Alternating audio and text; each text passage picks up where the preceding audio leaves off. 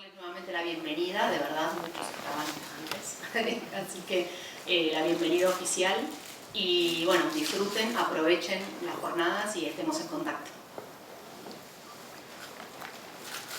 Bueno, buenas tardes, lo mío es más formal.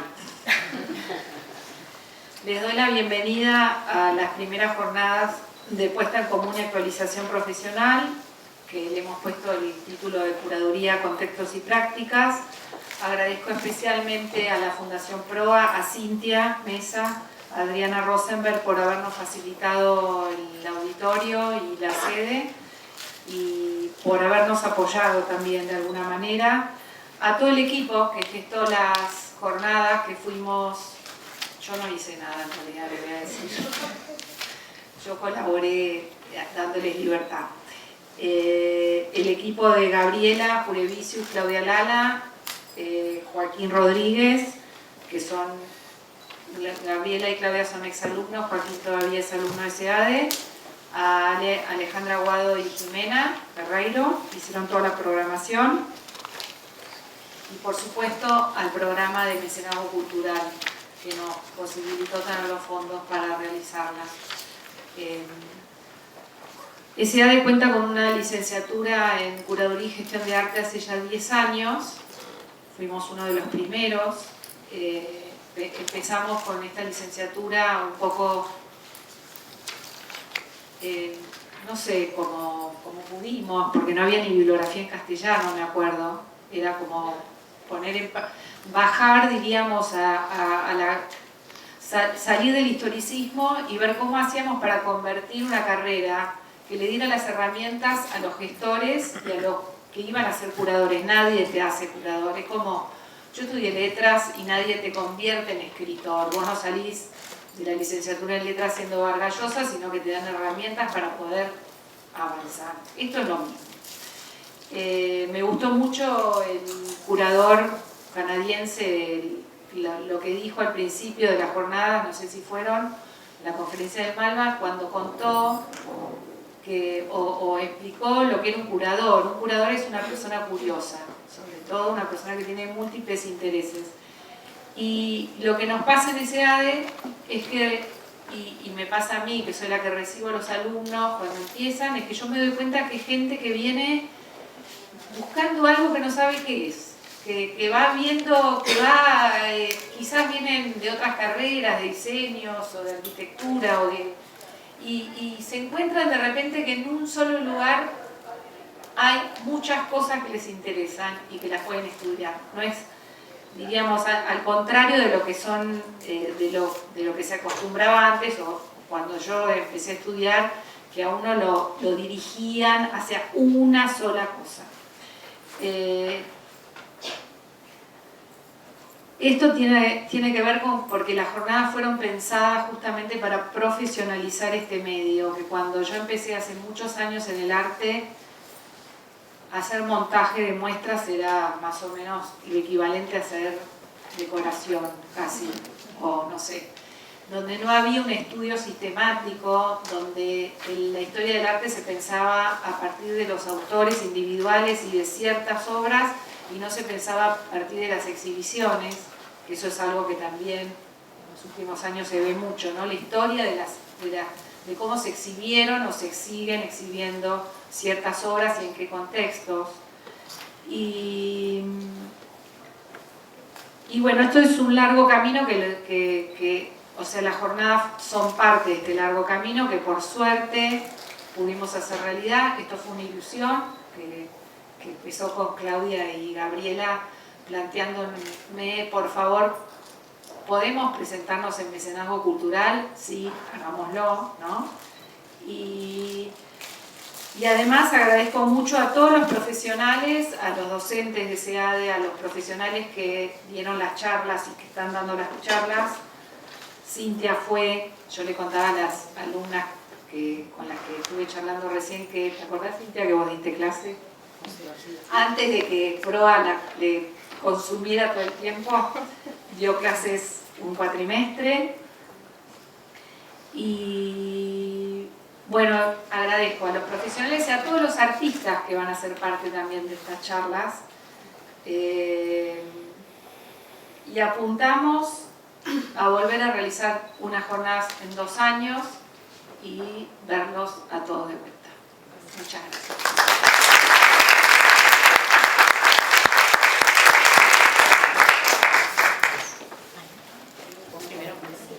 Pero Débora primero. Sí, Débora creo.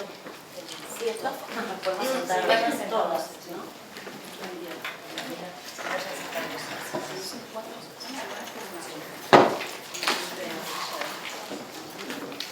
Yo no voy a poner. Bueno, buenos días a todos.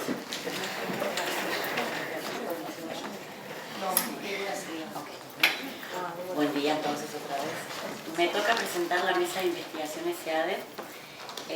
Venimos trabajando en líneas prioritarias de investigación y curaduría desde este año y un poco desde el año pasado.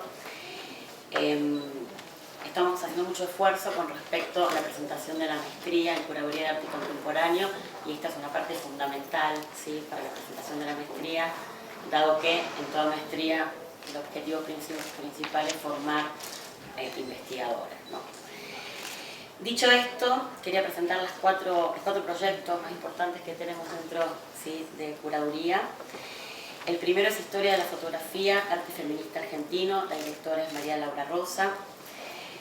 El segundo proyecto que se va a presentar ahora es Horacio Butler, El fenómeno del viaje en el contexto de la modernidad, un aporte para la curaduría de arte. La directora es María Elena Babino y la acompaña Jana Bockle. Luego, Natalia March presentará el arte como forma de resistencia y memoria, Argentina 1970-2001. Y finalmente, Eugenia Garay Basualdo va a presentar su próximo proyecto, un futuro proyecto de curaduría federal. Así que las dejo. María, sí.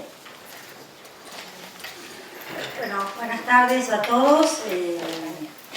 Gracias, Débora, por la introducción de esta mesa. Primero, agradecer a los que nos están alojando. Es un lujo hablar en PROA, que SEADE en PROA. En segundo lugar, a SEADE. Delfina muy modestamente dijo: yo no hice nada, y deslizó, así como al pasar, algo que no sé si se dio cuenta de la intensidad que tuvo en algunos oídos. Simplemente les doy libertad. Esa libertad que SEADE nos da y que Delfina, digamos, gestiona, es justamente lo que necesitamos para hacer lo que estamos haciendo.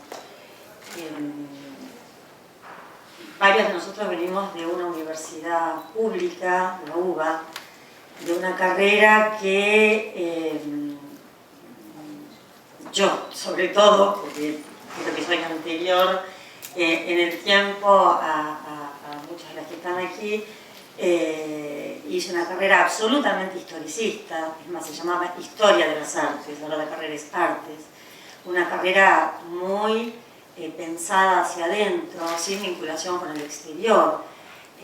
No sé, era muy difícil imaginarnos, proyectarnos cuando éramos estudiantes en el espacio exterior, en los museos, en los talleres de los artistas, incluso en los archivos, ¿no?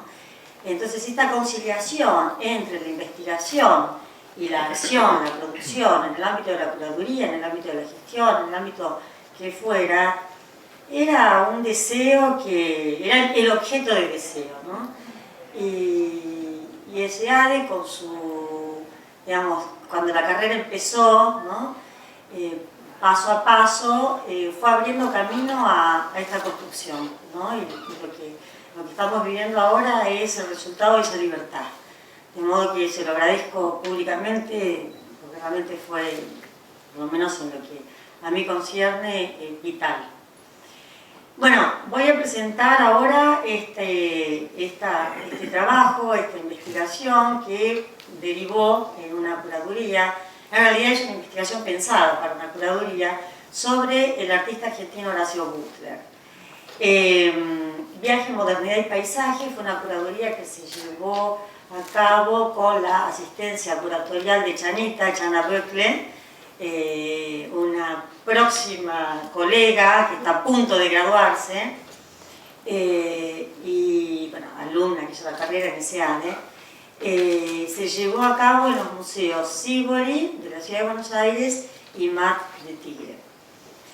Y fue la posibilidad de avanzar en una investigación, profundizar en una investigación iniciada por mí hace muchos años, en los años 80, y que se derivó de una exposición anterior, también con la asistencia curatorial de Chana, hace 2 años, ¿no? O 3, en el Sívori, sobre los artistas del Grupo de París. Y aquí Horacio Butler fue y sigue siendo un recorrido para mí importante porque esta investigación me permitió desmontar de alguna manera esa inscripción de Horacio Butler en una modernidad pensada sobre la base tal como la aprendimos nosotros en nuestros años, digamos, de estudiantes universitarios, pensado sobre esa idea de progreso, ¿no? de linealidad teleológica, apuntando siempre a la idea de ruptura con la anterior, proponer nuevas formas, nuevas visualidades, nuevas estrategias para la imagen. Y analizando a Horacio Butler desde, no solamente desde su obra, sino también desde la experiencia del viaje y desde la escritura de esos viajes, o sea, la experiencia de ese viaje reflejado en las imágenes de sus obras y en las escrituras, a través de sus cartas y a través de sus libros, uno va viendo que el recorrido de Butler no fue tan lineal. ¿Por qué no fue tan lineal? Porque habita en Butler un presente siempre y perpetuamente reminiscente. Digamos, una memoria que se activa a medida que va avanzando en el tiempo. Es la memoria de un pasado que es el pasado de su infancia en algunos casos, de un pasado que es el pasado de experiencias con el paisaje en Alemania, de un pasado que se expresa en lecturas previas. Entonces, para ser rápida y dejarle paso a Chana, porque quiero que ella también dé su experiencia, o porque su experiencia, a ver si estamos viendo. Bueno, acá tiene una imagen del exterior del Museo Sívori y un plano de montaje de la muestra. La muestra fue pensada no como a partir de un recorrido cronológico, en absoluto. Las obras fueron dispuestas, las piezas, no solamente las obras, sino también los textos, dispuestas sobre la base de 4 posibilidades de lectura. La experiencia de la modernidad, por un lado, que ocupa el espacio central, 2 hemiciclos para una, digamos, propuesta más intimista, una que tiene que ver con el viaje, la imagen y la escritura de ese viaje. Otro eje que tiene que ver con el paisaje, la memoria y la naturaleza, el paisaje como naturaleza. Y luego otro eje de lectura que tiene que ver con otras visualidades, que es la expansión de la visualidad de la pintura hacia prácticas que tienen que ver, y que Butler desarrolló muchísimo, con la gráfica, con el diseño para teatro, con los tapices.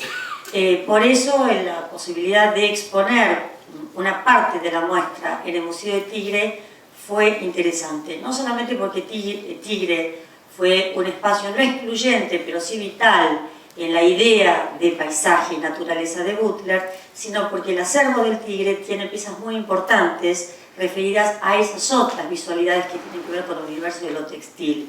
Y aquí me interesa comentar que esta idea de expansión visual tiene que ver con una idea que habita en Butler sobre el intento de disolución de fronteras entre las artes mayores y las artes aplicadas, ¿no? Para Butler, el trabajo que hizo en las portadas de los libros de Messé, o el trabajo que hizo para las vidrieras de Harrods, o el trabajo que hizo para las escenografías en la Argentina y en el exterior, o los tapices también, tuvieron que ver con la misma intención de proyectarse como artista plástico, tal como se lo él mismo se pensaba en las pinturas, digamos, en las pinturas al óleo. Entonces el recorrido es un recorrido que, o era un recorrido que no tenía una dirección previamente determinada. Voy a ir un poquito más rápido. A ver, acá tienen la experiencia de la modernidad. En la experiencia de la modernidad, sin duda, está el conocimiento de las vanguardias del retorno al orden, el post-fauvismo, el post-constructivismo de Cézanne, pero que él conoció no en París, como normalmente se considera en la obra de Butler, sino previamente en Alemania. Y en Alemania, en esta diapositiva, Butler, en la colonia artística de Borgswede, descubrió a Cézanne, descubrió el expresionismo de Paula Modersohn-Becker, una artista que particularmente María Laura conoce muy bien, y eso detonó en Butler el deseo de, digamos, la comprensión de la modernidad. Es decir, no fue París, sino fue París, pero anteriormente esta modernidad es conocida por Butler en Alemania. Esta cuestión fue algo desconocido o prácticamente desconocido. Debo decir, no soy yo la primera que sabe que Butler fue a Borgswede. Butler lo deja registrado en sus libros, o sea que cualquier autor que haya leído, o sea, la Nanusa, digamos, en los años 30 ya sabía que Borgswede había sido una espacialidad de la experiencia viajera muy importante y muy vital. Pero nunca se había indagado lo que Butler había hecho en Borgswede. Acá dejo, digamos, la puerta abierta para que Chanel les explique lo que les va a explicar. En Borgswede, si ustedes ven esta diapositiva y observan lo que había en las vitrinas, que está aquí, son libros de Borgswede donde Butler quedó registrado como parte de la colonia de los artistas de Borgswede. Ellos en Alemania no sabían que Butler, después de haberse ido de ahí en 1922, había tenido un desarrollo importantísimo para el arte argentino. Entonces esta muestra, esta curaduría, se propone de alguna manera establecer un nexo entre la historia, ¿no?, entre esa especie de arqueología en el derrotero artístico de Butler y lo que pasa con Butler al llegar a la Argentina, ¿no?, y al consolidarse como el artista del Tigre.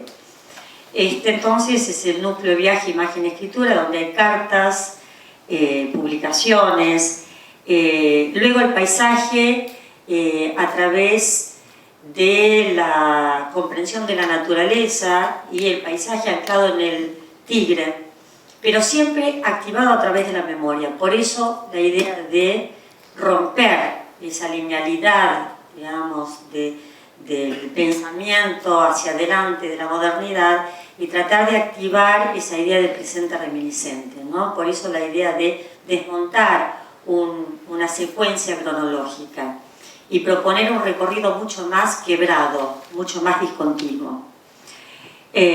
Acá tienen una imagen, ¿no?, de esas otras visualidades que presentamos a través de piezas de diseño para tapas, digamos, diseño editorial, diseño de teatro. Y en el Tigre, acá tienen el plano de montaje del Tigre y las salas, los grandes tapices, parte de los grandes tapices, y gráfica en una maravillosa carpeta de litografías que hay en el Museo del Tigre, que forma parte de su acervo, que son 10 litografías, estampas del Tigre, que es una suerte de memoria topográfica del lugar.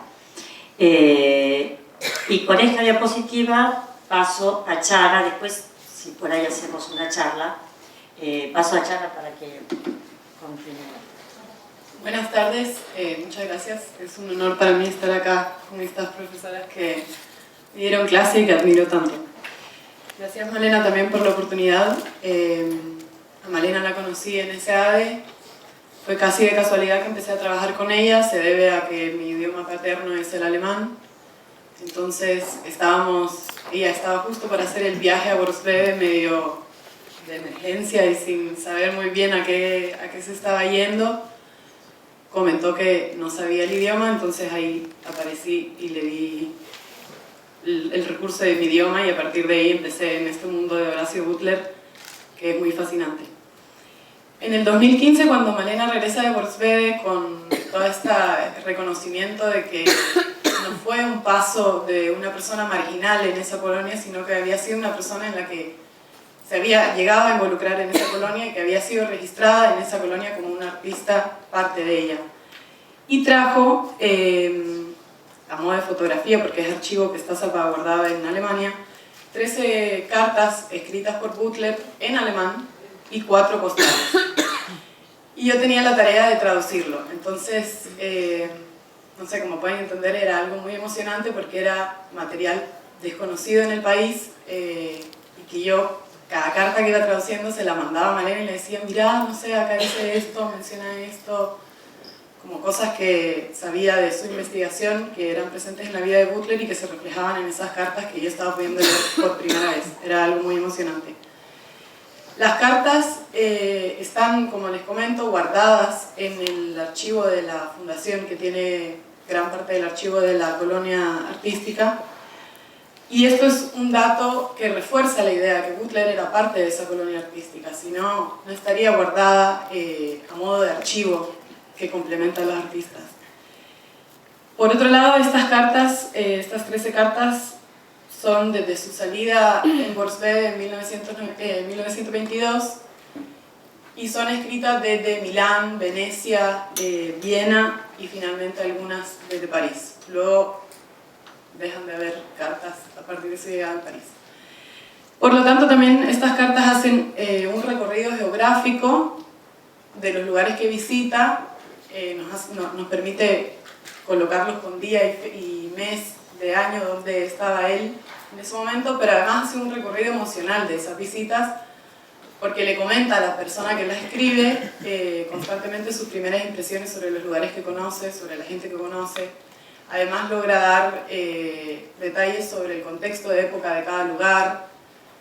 En alguna carta aparece información sobre el antisemitismo de Viena en 1922, o del cierre de las fronteras, o de el problema financiero que estaba atravesando Viena en esos momentos, o mismo Alemania con la devaluación.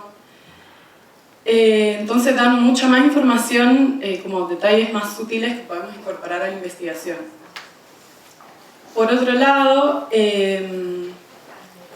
estas cartas están dirigidas en su mayoría a Marta Vogeler, que fue quien lo hospedó. Él vivía en un hospedaje llevado por Marta Vogeler, que era la expareja de Heinrich Vogeler, que era un importante pintor, arquitecto y diseñador de la colonia.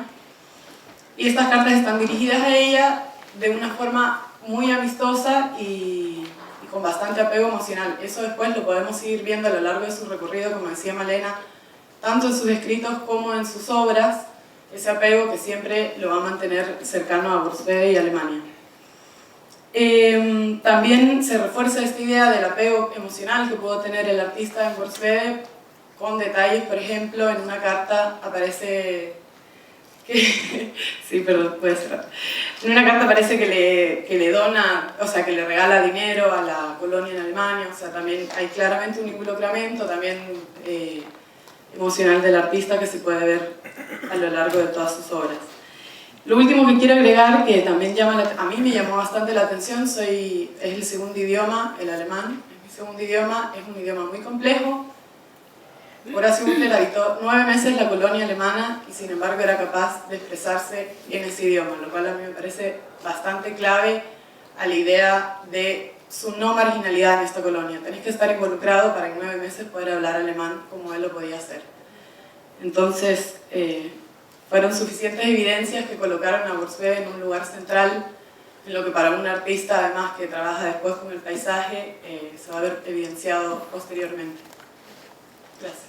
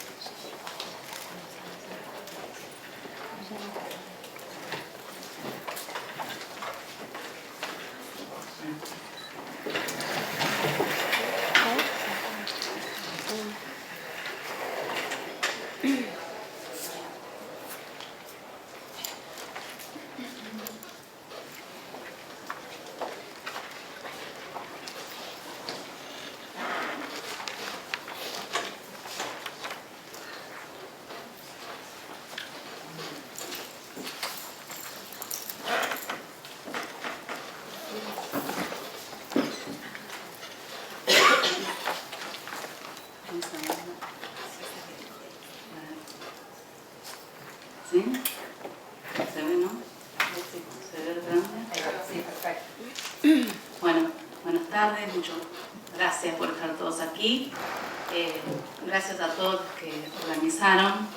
A mí me toca algo especial y estoy un poquito emocionada. Les quiero decir porque si bien una de mis tareas importantes es la investigación y otras, una de mis grandes tareas es la docencia.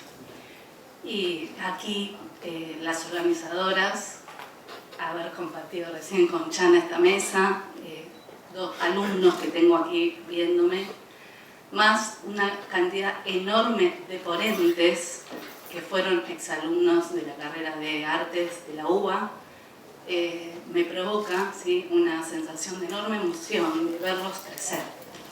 Así que estoy un poquito así como emocionada particularmente.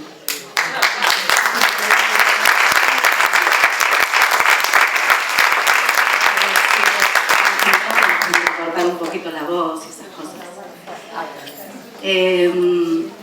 Por otro lado, tiene que ver un poco con también agradecer a Delfina y bueno, y a Débora también. Gracias. Por trabajar con respecto a la investigación, ¿no? A Delfina por su enorme amabilidad permanente con la carrera, con el hacer la carrera y con la relación que tiene con todos nosotros los docentes de esta carrera. Y a Débora por el empuje enorme de presentar y organizar toda esta serie de proyectos de investigación que nosotros estamos hoy presentando aquí, pero que los alumnos de SEADE van a participar. Entonces, me parece que eso es un dato fundamental y era como un lugar que SEADE tenía que desarrollar y que está comenzando a desarrollar profundamente y profesionalmente. Así que, por otro lado, me pasa también de pensar cómo hacer para transmitir el placer de la investigación. Lo hablo muchas veces con mis alumnos, ya lo saben, seguramente me han escuchado más de una vez. Esas sensaciones extrañas de comentarle a nuestros familiares, amigos, que estamos casi en una especie de éxtasis porque encontramos la nota del diario Clarín de 1902, a donde en el costadito de abajo de la página 23 apareció el dato imprescindible que veníamos buscando hace 5 años. Nuestros amigos, familiares nos miran con cara de en algún momento esta persona está bordeando la locura y no nos enteramos cuándo. Entonces, ¿cómo hacer para transmitir eso? Y creo que todas nosotras hacemos un enorme esfuerzo con respecto además a nuestra enorme pasión por la investigación, de poder transmitirlo. Y creo que esta situación que les digo de ver crecer a estos alumnos es sentir un poquito que hay un granito de arena chiquitito que logramos poder dejarles. Es una tarea ardua, enormemente ardua y verdaderamente maravillosa. Así que hoy todas estamos aquí contando con este mismo placer lo que hacemos. Dentro de las líneas de investigación de SEADE y también un poco ampliando, yo voy a hablar de un punto de investigación que no está directamente relacionado a la curaduría, pero que podría ser perfectamente el origen de. Y es un tema que trabajo hace muchísimos años y que es uno de los que más me interesan con respecto a la historia del arte, que es la historia del arte y la política. Para ser más o menos ordenada con el tiempo, porque todos también saben lo que hablo, y más o menos mantenerme dentro de 15 minutos, voy a leer. Les pido disculpas, pero necesito leer porque si no me quedo acá 6 meses.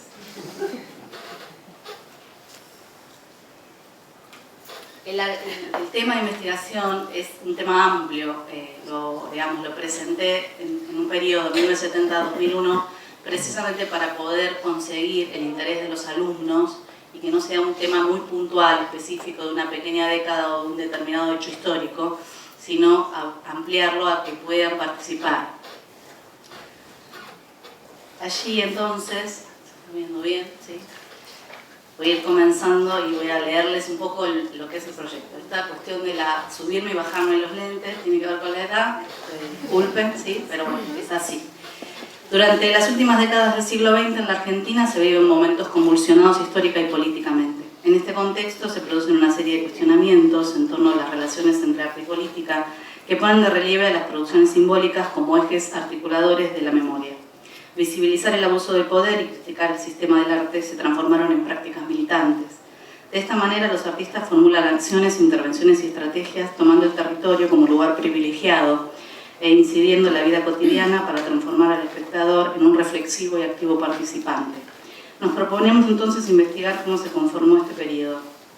Hemos seleccionado un cuerpo de obras, esto es un enorme resumen, pero bueno, es para poderlo plantear por lo menos en un periodo, a través de las cuales los artistas han tenido la intención de generar en los espectadores esta reflexión crítica. Formulan distintas propuestas que permiten y exigen a la vez un público que se implique, que no sea solamente un espectador pasivo, sino que conviva activamente con la obra, con el artista, con su barrio, con su ciudad. Para alcanzar, esto es una cita, eso que significa la palabra emancipación, el borramiento de las fronteras entre aquellos que actúan y aquellos que miran, entre individuos y miembros de un cuerpo colectivo, es una cita de Rancière. Si bien nuestro trabajo comienza con esta acción en esta plaza, que es una acción colectiva que se realiza en el 72, es imprescindible decirles que la toma del espacio público, las transformaciones vanguardistas y estas mismas ideas ya suceden en el arte argentino claramente en los años 60.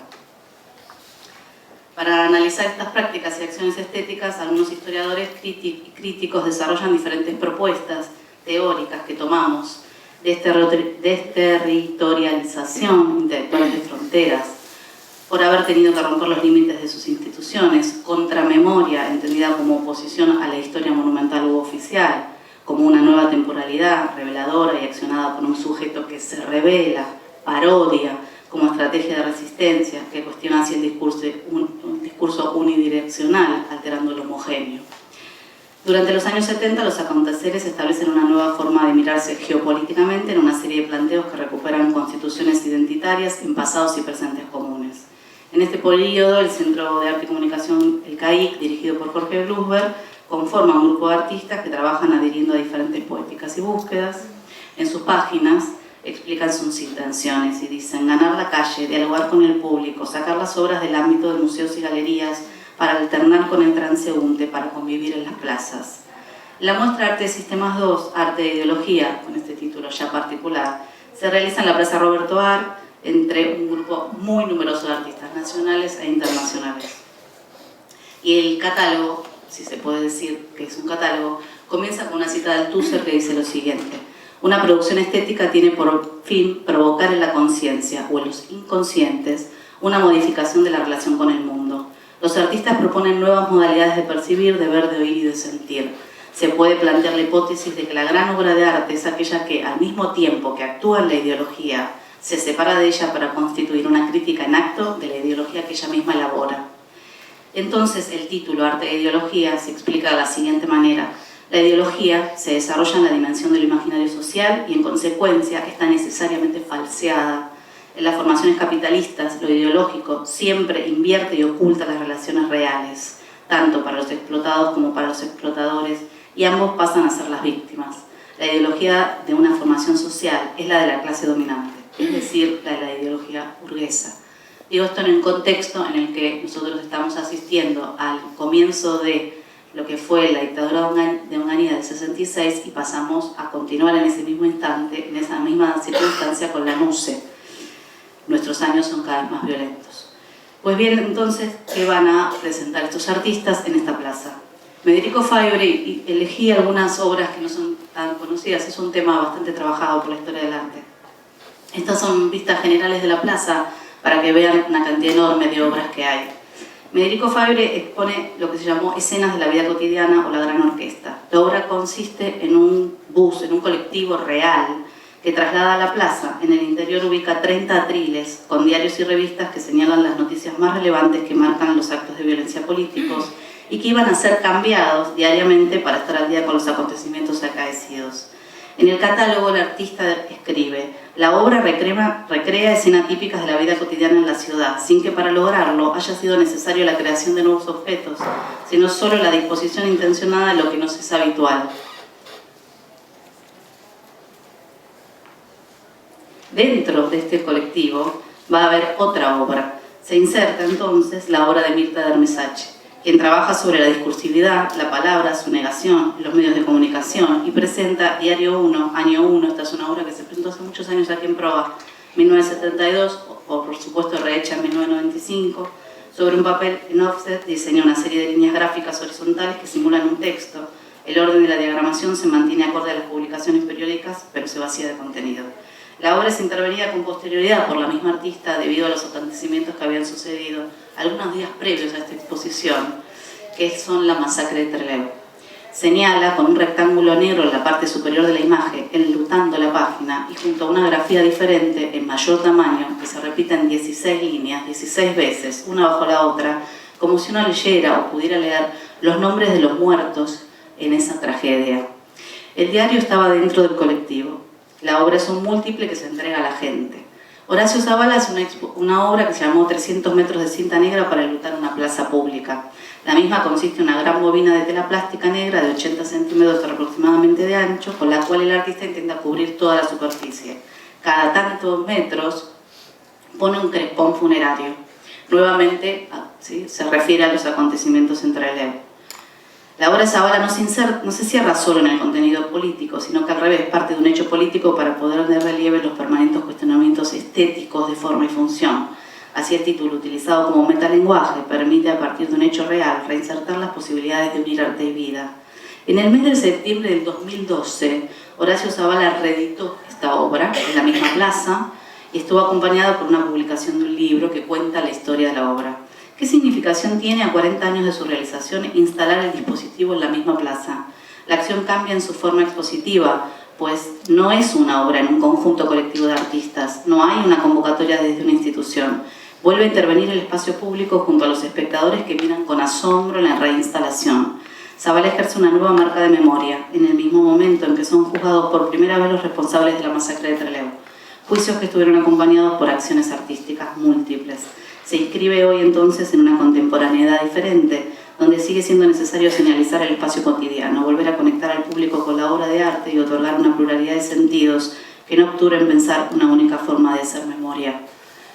Luis Pasos, vuelvo a la plaza del 72, participa con 2 obras: Proyecto de solución para el problema del hambre en los países subdesarrollados según las grandes potencias, que es un fardo de alfalfa que vieron en las primeras obras, con un gran monio, ¿sí? Esa es comer alfalfa es nuestra solución.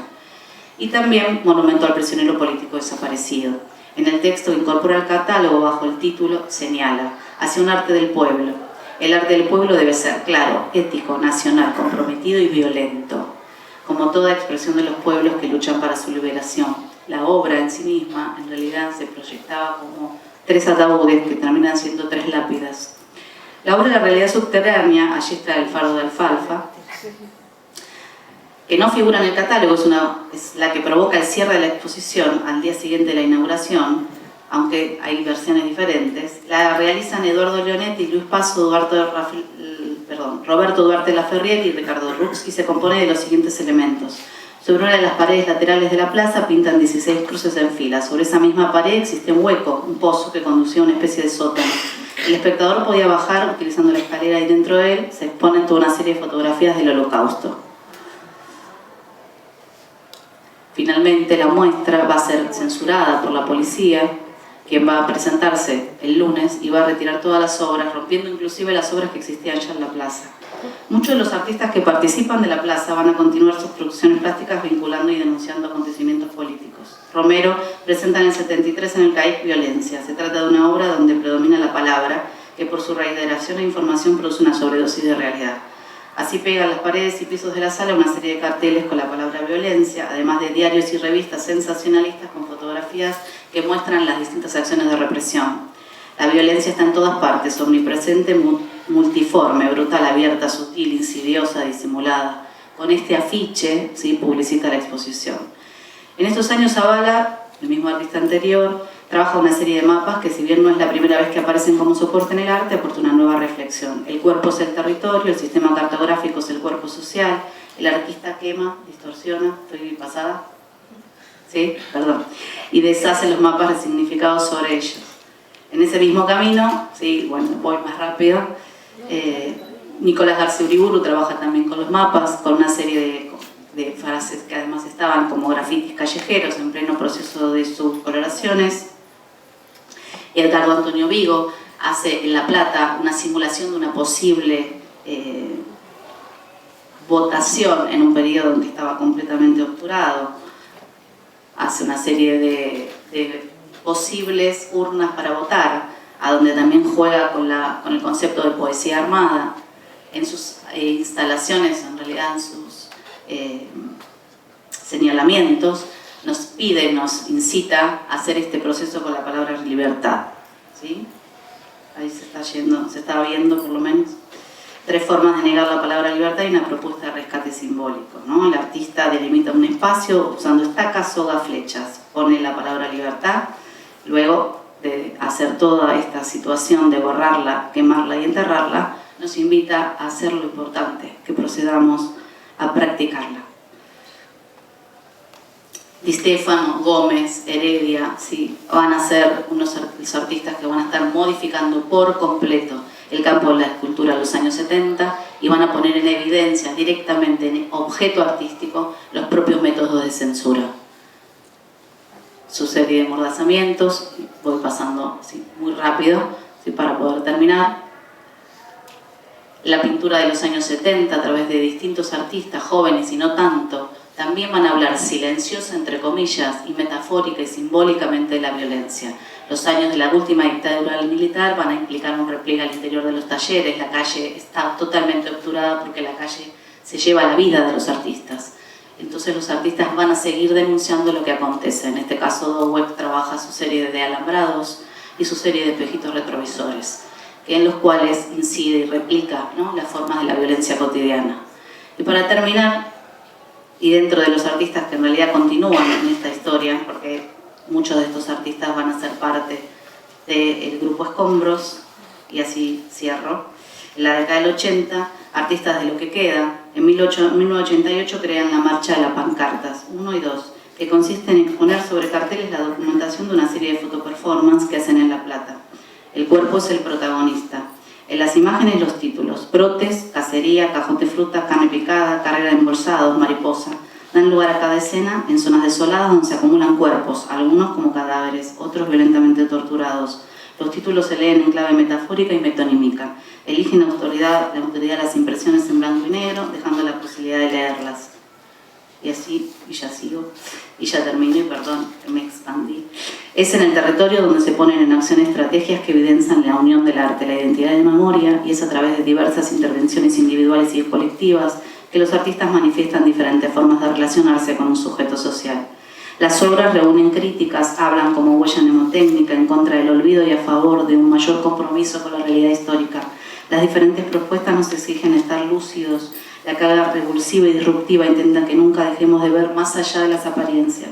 De esta manera analizamos diferentes maneras de resistencia y de denuncia que han logrado hacer los artistas durante años, donde nunca dejaron de poner en acto los acontecimientos recientes y pasados, utilizando distintos lenguajes y materiales. Siempre nos han advertido que el paso del tiempo va haciendo sobre nuestros cuerpos y memorias marcas, y que debe funcionar como huellas que ayuden a no olvidar, para poder construir un presente y un futuro distinto. Y creo que hoy en día es algo muy importante, y con lo que está aconteciendo, con todos los hechos que estamos viviendo, esto sigue siendo imprescindible. Muchas gracias.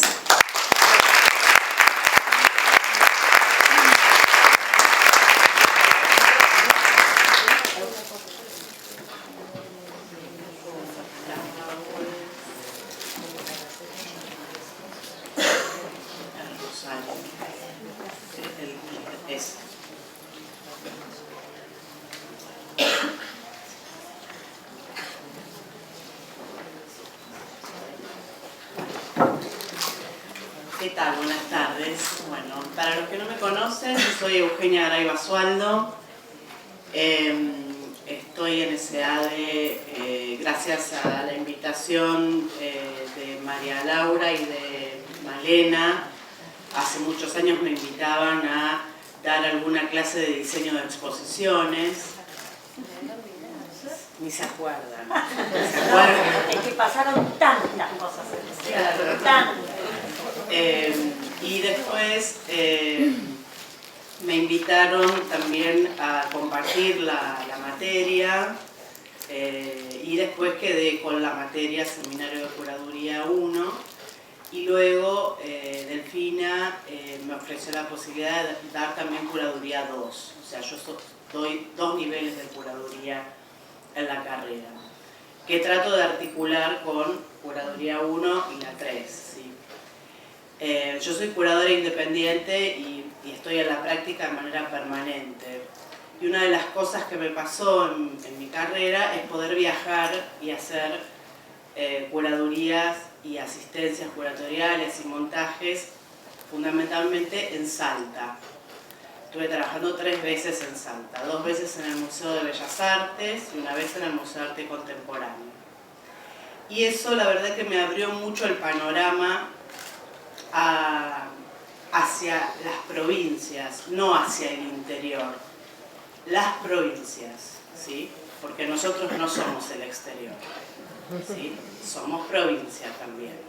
Ciudad de Buenos Aires, provincia de Buenos Aires, las provincias. Entonces empecé a ver cómo trabajaban otros curadores, otras instituciones, de qué manera gestionaban, y me interesó muchísimo adentrarme en eso y proponer una investigación en campo.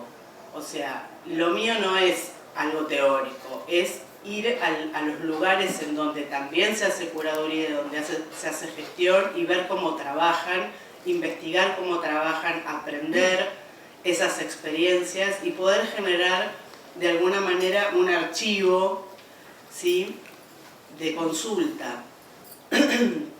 Porque lo que yo veo es que siempre estamos mirando para afuera, siempre estamos mirando qué es lo que pasa en Estados Unidos, en Europa, ¿sí?, las bienales, la documenta, pero no tenemos la más pálida idea de qué es lo que sucede en nuestras provincias, qué es lo que están haciendo otros colegas. A lo mejor los que estamos metidos en esto desde hace un tiempo, tenemos contacto con colegas asiduamente y estamos más o menos enterados.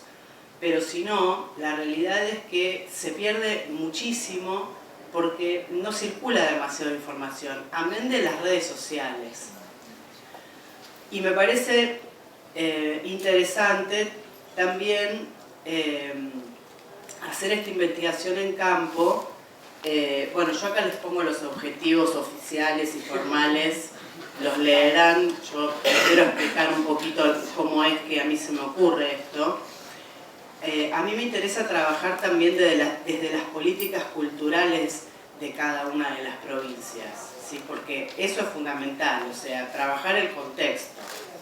Si no, si medimos todo por la vara de Buenos Aires y nos vamos a perder en el camino. Entonces, la idea también es analizar un poco qué es lo que sucede en esa provincia de manera presupuestaria, por ejemplo, qué cantidad de instituciones culturales tiene, cómo las administran, y a partir de ahí poder abordar el análisis más profundo de algunas instituciones en particular.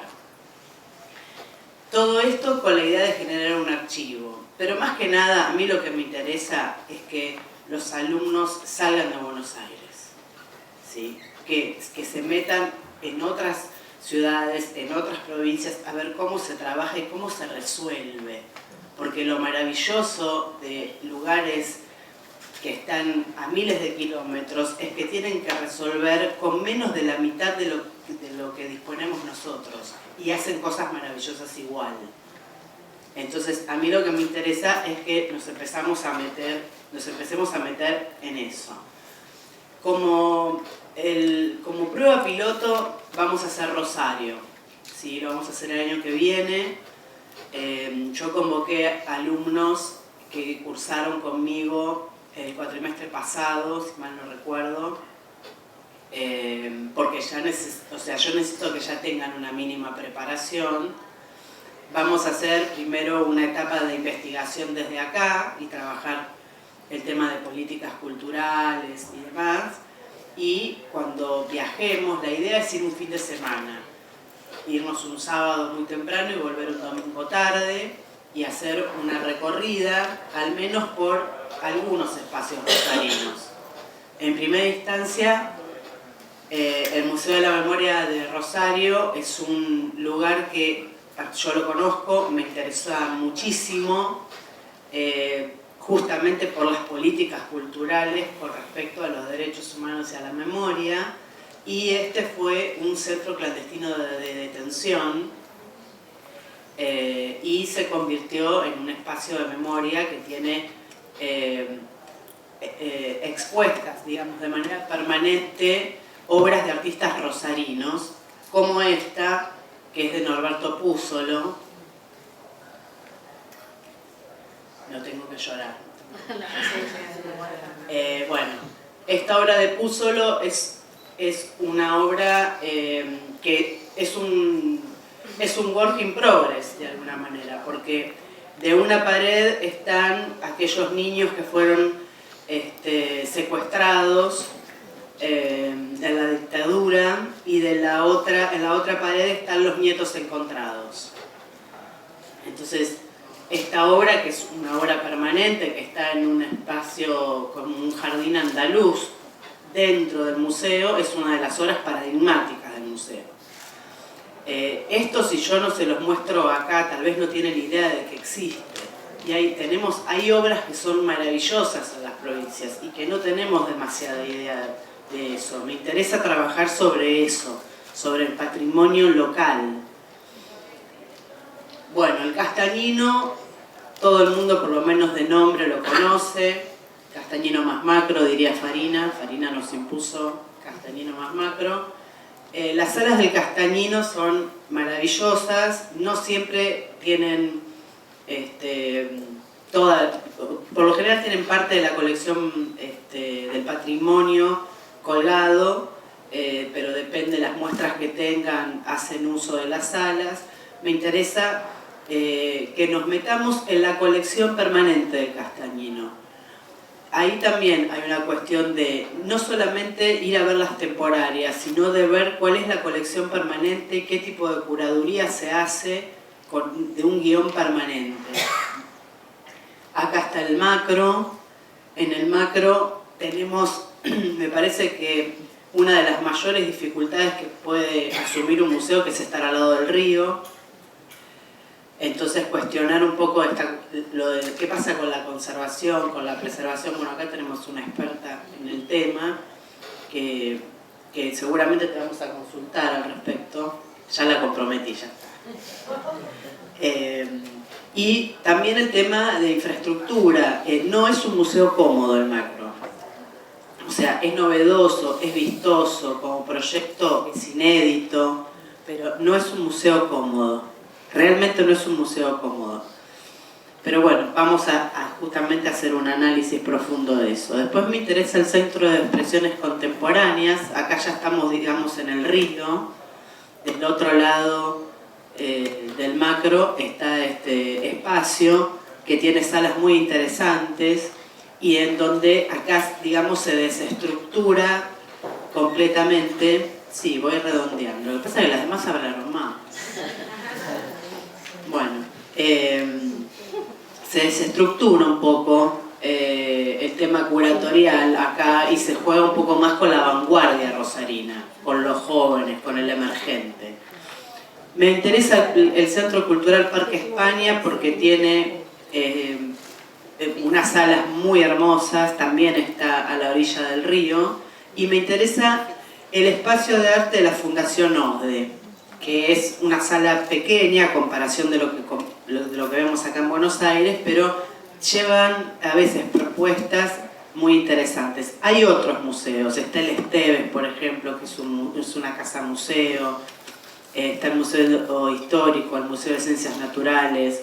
No sé si nos va a dar como para hacer una recorrida de todo eso. La idea es viajar, pero previamente yo voy a hacer un trabajo de gestión para que nos reciban funcionarios de los museos.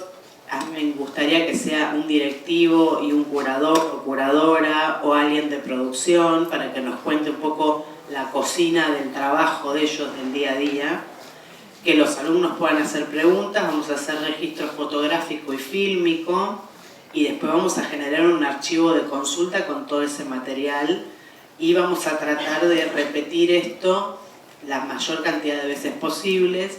A mí lo que me interesa es generar publicaciones, con esto termino.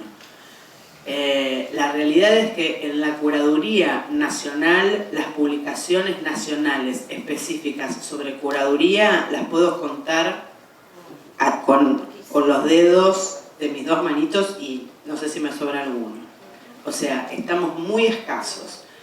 Me refiero a análisis teórico de la curaduría, ¿sí? Porque podemos encontrarnos con testimonios de curadores y qué sé yo, pero análisis y crítica, ¿sí? Análisis reflexivo, análisis crítico, tenemos muy poco y tenemos ese segmento por aprovechar. Entonces me interesa aportar a eso y a que dejemos de leer bibliografía que no es mala y que le agradezco mucho, pero que dejemos de leer bibliografía extranjera y leamos bibliografía nacional y aprendamos sobre nosotros mismos. Ese por lo menos es mi mayor deseo. Les agradezco mucho que me hayan escuchado.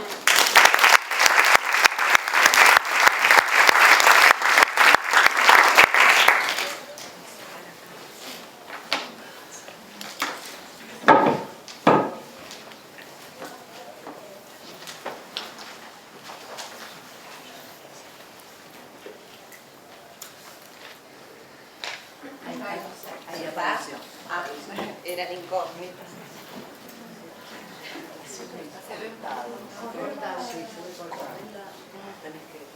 Tenés que achicar un poquito.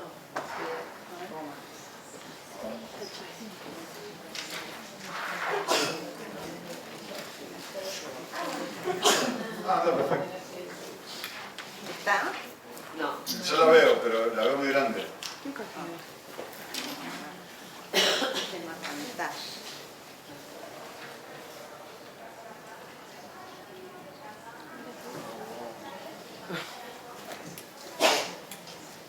Bueno, si no, para no demorarnos, que tenemos el tiempo corto, pongo el power. Ahí.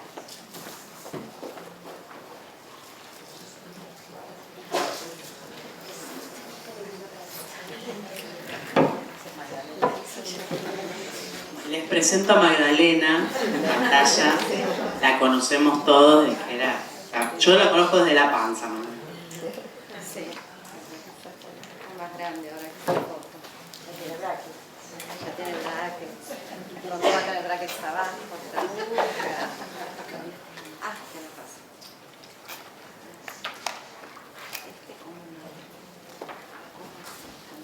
Voy a tomarlo con el mío. Ahí allá arriba. Sí.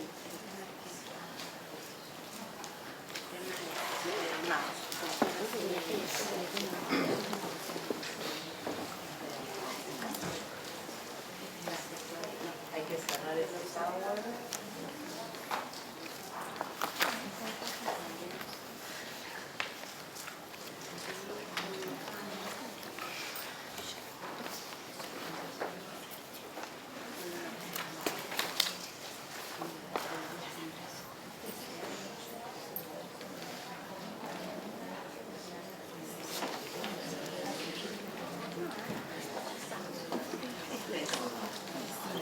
Varias cosas.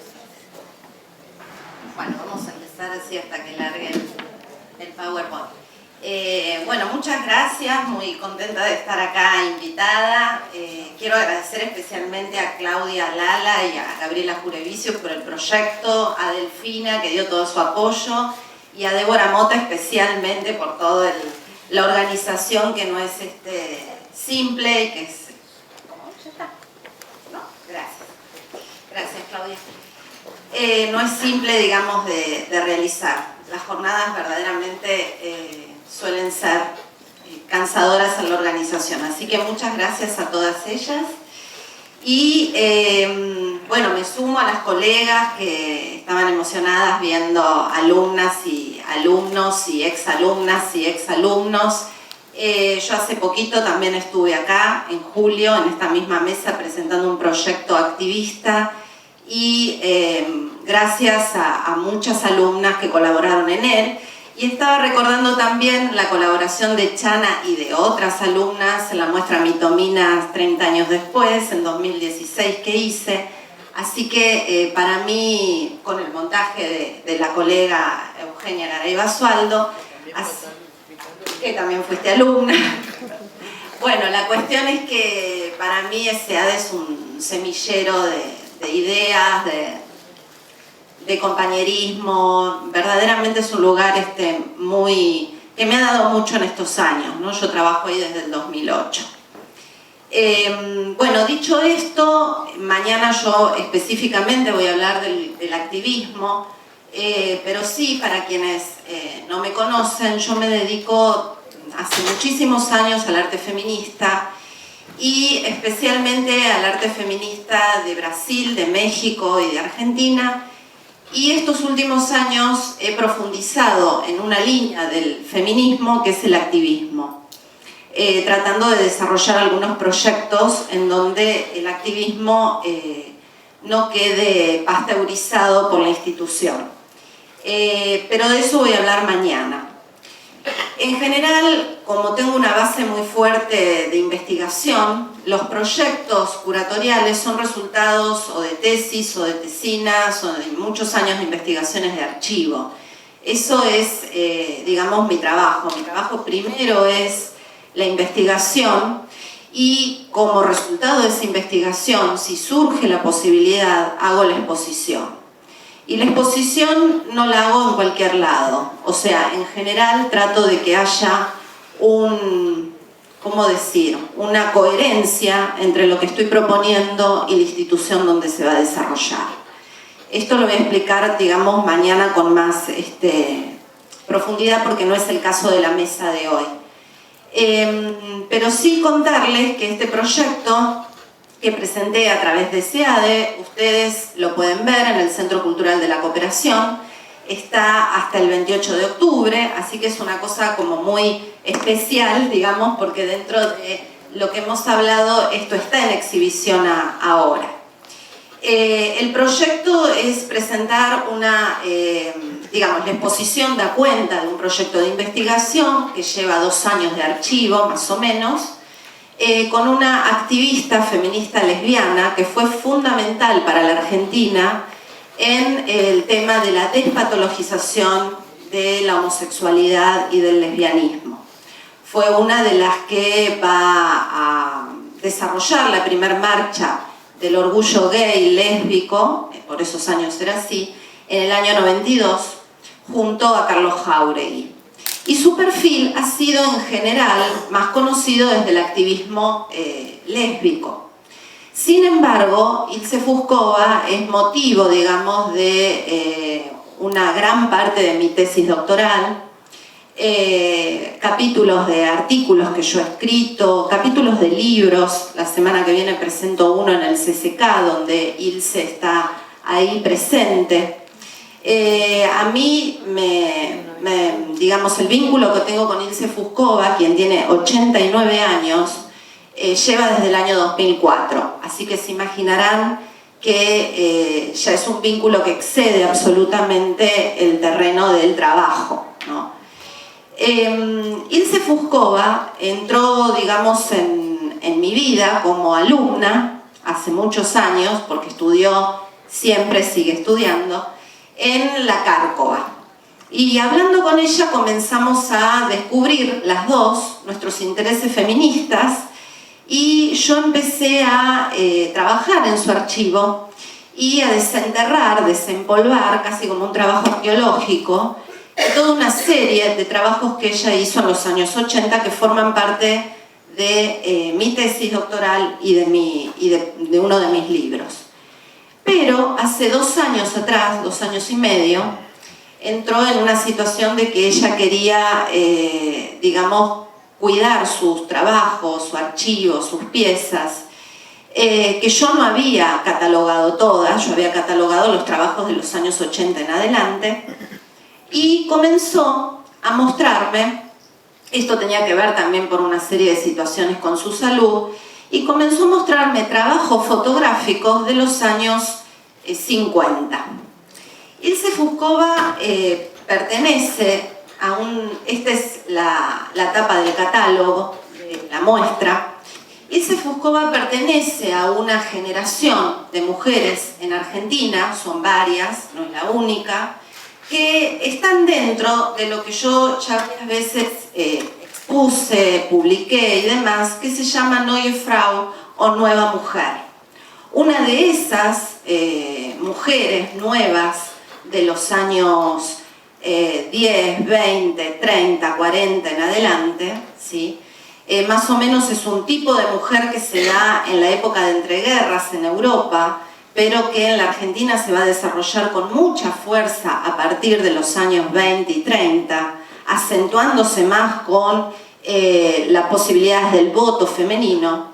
Ilse, junto con Grete Stern, junto con Anne-Marie Henrich y con tantas otras artistas de aquellos años, decidieron vivir su vida según sus deseos y no los deseos de los demás, o las ideas que las demás o los demás tenían previstos sobre sus vidas. Eso se llama Neue Frau o Nueva Mujer. Ilse Fuscova entonces decidió romper con el ideal de domesticidad que pesaba sobre las mujeres de finales del siglo XIX y toda la primera mitad del XX, y decide comenzar, en cierta manera porque tuvo una familia muy particular, su padre era de origen alemán, su madre checa, y decide comenzar a salir a la calle a fotografiar. Esto le vino dado primero por su interés en el periodismo. Ella fue periodista, fue azafata, fue todo lo que no le tenían gran simpatía a sus padres, digamos, por decirlo así, ¿no? Sus padres querían que estudiara traductorado, ella es bilingüe de alemán y de inglés, y ella decidió que no, que quería hacer otra cosa. Entonces primero va a ser azafata y luego de unos años se va a dedicar a ser periodista. Y va a escribir la columna de la revista Chicas, por aquellos años, la columna de arte. También estuvo trabajando en El Hogar, en la revista Lira, bueno, en varias, digamos, revistas que por esos años comienzan a proliferar en Buenos Aires. El boom más fuerte se va a dar cuando llegue la editorial Abril, en los años ya 50, a la Argentina, y se desarrolle todavía más revistas dedicadas a la mujer burguesa, la mujer, digamos, que comenzaba a formarse, a profesionalizarse, etc. O sea, estas Neue Frau. Ilse va a desarrollar una serie de fotografías, primero por interés personal, y luego, gracias a la amistad que empieza a trabar con un artista argentino que es Alberto Greco, que fue grandísimo amigo de ella, comienzan los dos a circular por un ambiente muy, digamos, poco frecuente para una chica de clase media como era Ilse. Esos ambientes, que no eran los más frecuentes, van a ser mucho ella sola, por Isla Maciel, por San Telmo. Esta va a ser su primera fotografía. Estas fotografías las pueden ver en vivo y en directo en la muestra. Acá tengo alumnas que ya han ido, estoy viendo por ahí, con una mirada muy sensible que evidentemente cristaliza o tiene, digamos, en pequeño, que luego va a estallar en los años 80 y 90, esta mirada de sensibilidad social y de cierto activismo. No era muy frecuente que una mujer en los años 50 caminara con una cámara fotográfica por Isla Maciel, fotografiando especialmente a los más vulnerables del proceso modernizador o del proyecto modernizador que ya comenzaba de a poquitito a verse grietas. Por eso aparecen los niños en muchos casos en las fotografías de Ilse solos o directamente, como en esta fotografía, niños pobres, claramente pobres y solos, y comienza a mostrar, digamos, como les decía, las grietas de ese proyecto modernizador.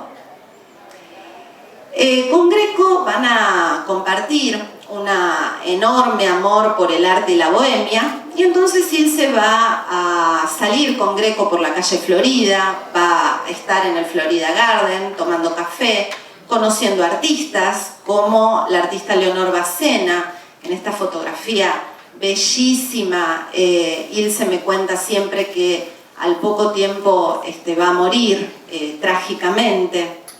O Mabel Rubli, quien está exhibiendo, siendo también de avanzada edad, está exhibiendo ahora en la Galería Archimboldo.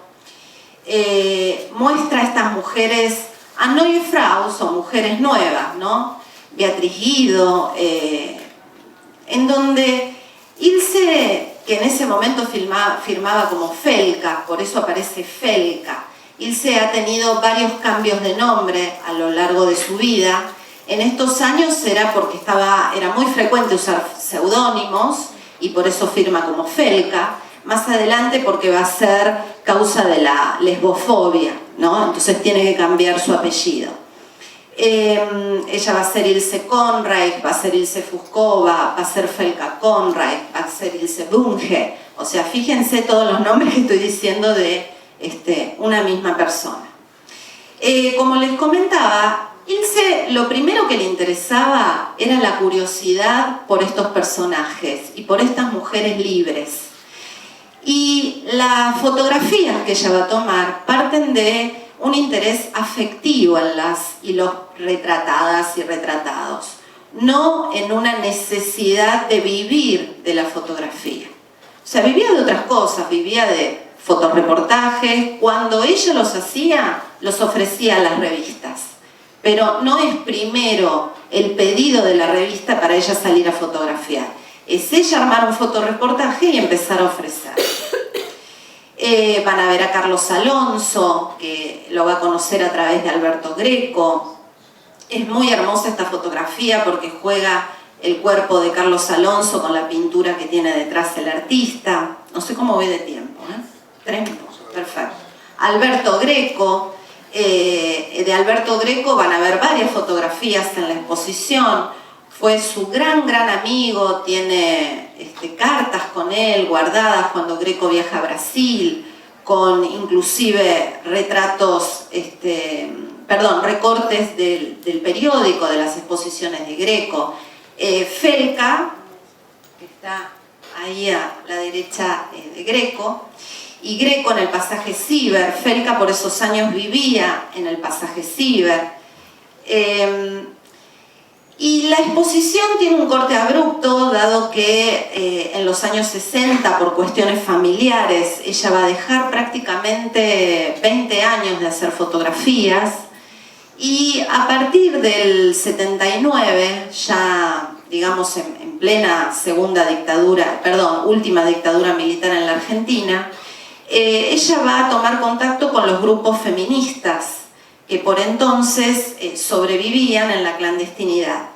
Y a raíz de eso va a realizar una serie de fotografías, o sea, a partir de su inicio como activista feminista, el activismo feminista la va a disparar nuevamente el deseo de fotografiar. Y en relación a toda una teoría de la imaginería de la diosa que tenían por entonces los movimientos feministas internacionales, Ilse va a desarrollar una serie de fotografías, están formadas por 10 fotografías que se llaman el zapallo. Esta fotografía particularmente, que es tapa de un libro mío y que yo he trabajado profundamente sobre particularmente esta fotografía, está vinculada con el tema de la fertilidad mental y de la fertilidad física de las mujeres, y acompaña esta fotografía un poema que escribe Ilse y que servía, para las y los espectadores y espectadoras cuando iban a visitar la exposición que va a ser de esta serie, todavía en dictadura en el año 82, en los talleres Brígida Rubio. Luego va a volver a mostrarla en noviembre del 83 en un espacio que se llamó Lugar de Mujer y que fue un espacio que fue fundamental, digamos, para retomar las luchas feministas en los 80. En la exposición aparecen algunos elementos de investigación también del archivo de Ilse. Santa María del Buen Aire fue como se llamó la exposición que desarrollaron Felca con Greco, o Ilse con Greco, y que se realizó en la Galería Quetzal en el año 57, galería que existía en la Facultad de Derecho. Por otro lado también tomé a la revista Histonium, o sea, está ahí digamos en vitrinas, con fotografías que están colgadas en las paredes de la exposición, con fotografías que realiza Ilse junto con su amiga Isabel Molinero. Isabel Molinero escribe el artículo, Ilse Fuscova hizo los retratos de los niños o imágenes de la calle, y esto se publicó en la revista Histonium del año 55. Para cerrar, finalmente este jueves pasado, ayer, ¿no? Ayer. No, el miércoles, antes de ayer. Realizamos una mesa en donde invité a dos grandes activistas feministas, una activista queer, que es Mabel Bellucci, y una activista lesbiana, que es María Luisa Peralta, para hacer un vínculo entre el recorrido de Ilse como fotógrafa y el activismo, porque considero que ambas tareas que ha llevado a cabo y sigue llevando en su vida están enteramente conectadas. Y el jueves que viene vamos a presentar en el CCK un libro donde en parte habla sobre ella, y va a estar Ilse, si quieren ir a verla, que es una joya, con 89 años, que con mucha vitalidad sigue estando. Bueno, muchas gracias.